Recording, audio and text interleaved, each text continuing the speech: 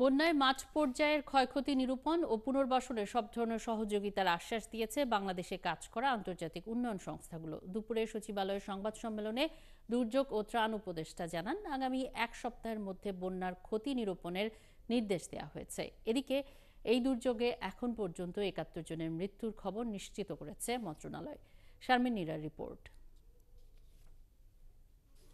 দেশের ১১ জেলায় ২ সপ্তাহ ধরে চলা বন্যা পরিস্থিতির কিছুটা উন্নতি হয়েছে। মঙ্গলবারের এই সংবাদ সম্মেলনে জানানো হয়, মৃতের সংখ্যা দাঁড়িয়েছে এরই মধ্যে ৭১ জন। একজন নিখোঁজ। দুর্গত এলাকায় ত্রাণ কার্যক্রম, চিকিৎসা সেবা সহ সার্বিক অবস্থা তুলে ধরা হয় সংবাদ সম্মেলনে।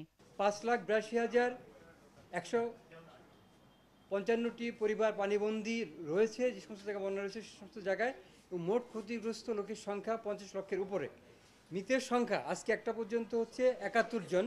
পরবর্তী সময় যে ব্যবস্থাগুলো নেওয়া হয় সেগুলো আমরা তথ্য সংগ্রহ করছি। একেবারে প্রকৃত যে তথ্যগুলো রয়েছে সেটা আমরা অন গ্রাউন্ডে, আপনারা জানেন আমাদের ডি ফর্ম রয়েছে, ওর মাধ্যমে সংগ্রহ করছি। এর আগে সকালে আন্তর্জাতিক দাতা সংস্থার প্রতিনিধিদের সাথে বৈঠক করেন দুর্যোগ উপদেষ্টা।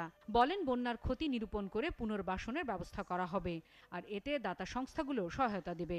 কি কি ক্ষেত্রে তারা সহযোগিতা করতে পারে তা আমরা আগে বিষয়টা নিরূপণ করি, তখন আমরা সেগুলিকে প্রায়োরিটি দিয়ে সাজাবো।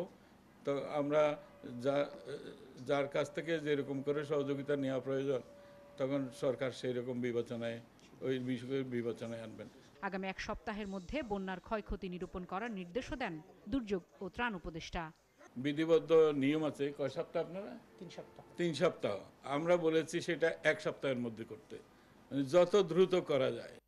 শারমিন নীরা, ৭১, ঢাকা।